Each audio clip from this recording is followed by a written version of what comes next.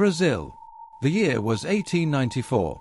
The sun blazed over São Paulo's countryside, scorching fields of coffee plantations, and casting shadows across the dusty trails where merchants, ranchers, and travelers moved between towns. But beneath that sun, another shadow crept. A shadow with a name whispered with dread. His name was Diogo Figueira da Rocha.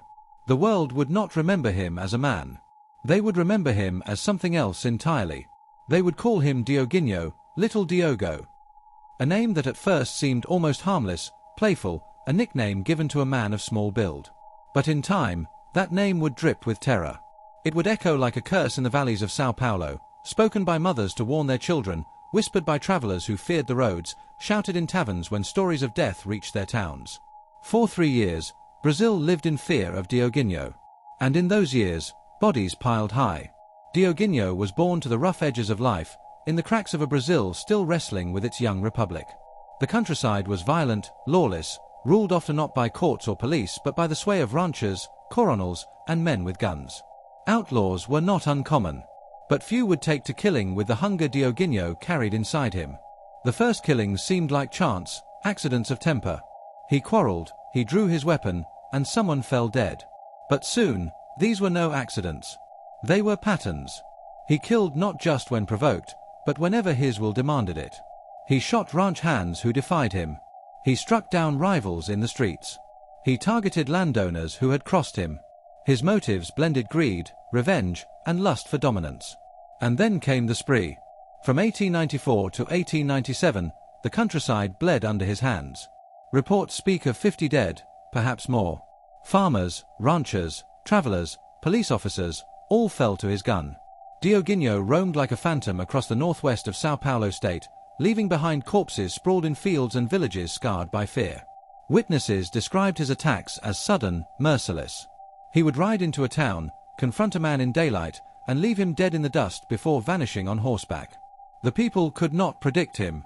He killed both the wealthy and the poor. He left men crumpled by fences, women wailing over lifeless husbands, children crying in doorways. His violence was not bound by ritual or repetition like the killers of today's headlines.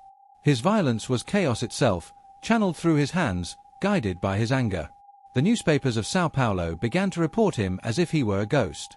Columns described him as a bloodthirsty jaguar, untamed, cunning, impossible to catch. Villages passed along rumors of where he might strike next. Some claimed he could vanish into the hills like smoke. Others believed no bullet could pierce him. The police tried. Patrols combed the countryside. Ranchers hired gunmen. Troops were sent to corner him. But Dioguinho slipped away again and again. He seemed always a step ahead. Witnesses who dared speak against him often turned up dead. Fear silenced communities. His name grew until it seemed larger than the man himself, more myth than flesh. And yet, beneath the legend, he was very much human, a man with a pistol, a horse, and a bottomless hunger for blood. By 1897, his trail of violence had grown intolerable. The government could not ignore him. In the town of Bauru, soldiers confronted him. Gunfire cracked through the air, echoing across the plains. 4 hours, they fought. Witnesses later swore Dioguinho fought like a demon, refusing to fall, his gun roaring until the last bullet. And then, silence. The soldiers declared him dead. They announced to the newspapers that the terror was finished. Brazil rejoiced. But something lingered, a shadow of doubt. Because there was no body. Dioguinho's corpse was never recovered. No proof was ever shown.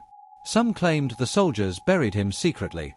Others whispered he had escaped that day, wounded but alive, fading into the hills to live out his days hidden in some remote corner of Brazil. In taverns and marketplaces, stories spread that he still walked among them, disguised, waiting to kill again. His name became legend. A novel was written about him. Songs carried his tale. Mothers warned their children that if they strayed too far, Dioguinho will find you. But behind the myth stood the truth, a man who killed without mercy, who left families shattered, who drenched São Paulo's countryside in fear. He was not Dahmer. He was not Bundy. His face did not appear on documentaries. His crimes faded into the yellowed pages of 19th century newspapers. But his shadow remains. Forgotten by history, but remembered by the soil of Brazil that drank the blood of his victims. And so the question lingers, more than a century later. Was Dioguinho truly killed that day in 1897? Or did he live, hidden and silent, the ghost of Brazil's bloodiest outlaw, watching from the shadows? Because monsters do not always die when we say they do. Sometimes, they survive in the stories we tell, in the fears that haunt villages, in the silence of roads at night. And in Brazil, long before the age of cameras and headlines, evil rode on horseback and bore the name of a man called Dioguinho.